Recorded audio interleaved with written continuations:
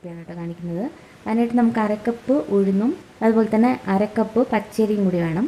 അപ്പോൾ രണ്ടും ഒരേ അളവിൽ തന്നെ എടുക്കണം. നന്നായിട്ട് കഴുകിയതിന് ശേഷം കുതിരാൻ വേണ്ടിയിട്ട് വയ്ക്കണം. ഒരു 3 മണിക്കൂറെങ്കിലും ഇത് കുതിരണം. അപ്പോൾ പച്ചരി ഞാൻ ചേർക്കുന്നത് വീഡിയോ റെക്കോർഡായിട്ടില്ല കേട്ടോ, അതുകൊണ്ടാണ് കാണിക്കാത്തത്. അപ്പോൾ 3 മണിക്കൂറിന് ശേഷം അരി ഉഴുന്നും നമുക്കൊരു മിക്സർ ജാറിലേക്ക് മാറ്റാം. ഇനി ഇതിൻ്റെ കൂടെ അരയ്ക്കാൻ വേണ്ടിയിട്ട് ഒരു പച്ചമുളക് ചേർക്കുന്നുണ്ട്. പിന്നെ ഒരു 1/4 കപ്പ് വെള്ളം കൂടി ഒഴിച്ചിട്ട് അരച്ചെടുക്കണം.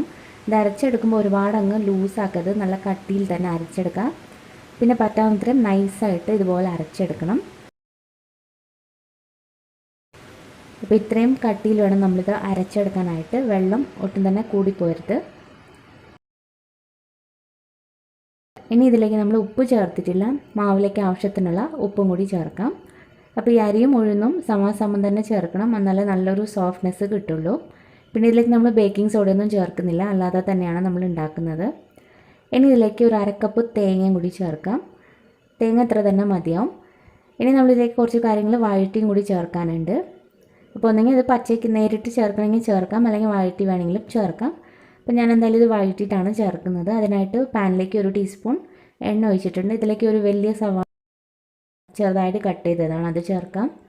ഇതിൻ്റെ കൂടെ തന്നെ 2 പച്ചമുളകും കൂടി ചേർക്കുന്നത്, വളരെ ചെറുതായിട്ട് കട്ട് ചെയ്തതാണ്, അതും കൂടി ചേർക്കാം. ഇഞ്ചി വേണമെങ്കിൽ ഇഞ്ചിയൊക്കെ ചേർക്കാവുന്നതാണ്. ഇനി ഇതൊന്ന് മൂപ്പിച്ചെടുക്കാം. ഒരുപാട് അങ്ങ് ബ്രൗൺ കളറൊന്നും ആവേണ്ട ആവശ്യമില്ല, ചെറുതായിട്ടൊന്ന് വഴണ്ടി വന്നാൽ മതി. അപ്പോൾ ഇങ്ങനെ വഴറ്റി ചേർക്കുമ്പോൾ നല്ലൊരു ടേസ്റ്റ് കിട്ടും, അതിന് വേണ്ടിയിട്ടാണ്. ഇത്ര തന്നെ ആയാൽ മതി. ഇനി നമുക്കിത് മാവിലേക്ക് ചേർക്കാം. ഇനി ഇതിലേക്ക് കുറച്ച് മല്ലിയിലയും കരിവേപ്പിലയും ചെറുതായിട്ട് കട്ട് ചെയ്തതാണ്, അതും കൂടി ചേർക്കാം. ഇനി ഇതെല്ലാം കൂടിയിട്ട് നന്നായിട്ടൊന്ന് മിക്സ് ചെയ്തെടുക്കാം. അപ്പോൾ നല്ലപോലെ തന്നെ മിക്സ് ചെയ്യണം, വേറെ വെള്ളമൊന്നും ചേർക്കരുത്.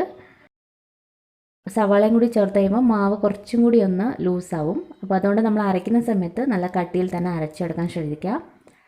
അപ്പോൾ മാവ് ഇവിടെ റെഡി ആയിട്ടുണ്ട്. ഈ ഒരു പരുവത്തിലാണ് ഇപ്പോൾ മാവുള്ളത്, കുറച്ചൊന്ന് ലൂസായിട്ടുണ്ട്.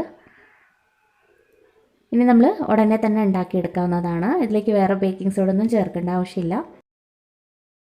എണ്ണ നന്നായിട്ട് ചൂടായതിന് ശേഷം നമുക്കിതിലേക്ക് 1 സ്പൂൺ മാവ് എടുത്ത് എണ്ണയിലേക്ക് ഇട്ട് കൊടുക്കാം. കൈ വെച്ചിട്ട് ചെയ്യണമെങ്കിൽ അങ്ങനെ ചെയ്യാം, അല്ലെങ്കിൽ സ്പൂണിൽ 1 സ്പൂൺ മാവ് ഒഴിച്ചാലും മതി.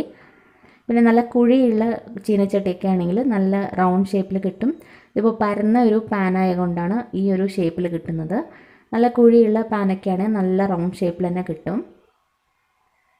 നമ്മൾ എണ്ണയിലേക്ക് ഇട്ടപ്പോൾ തന്നെ കണ്ടില്ല, നന്നായിട്ട് തന്നെ വീർത്ത് വന്നിട്ടുണ്ട്. നമ്മളിതിലേക്ക് വേറെ ഒന്നും ചേർത്തിട്ടില്ല. അപ്പോൾ ഒരു സൈഡായതിന് ശേഷം ചെറുതായിട്ട് ഒന്ന് മറിച്ചിട്ട് കൊടുക്കുക.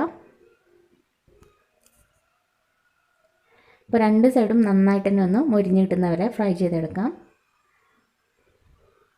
പിന്നെ മാത്രമല്ല ഇതൊട്ടും തന്നെ എണ്ണ കുടിക്കുകയില്ല.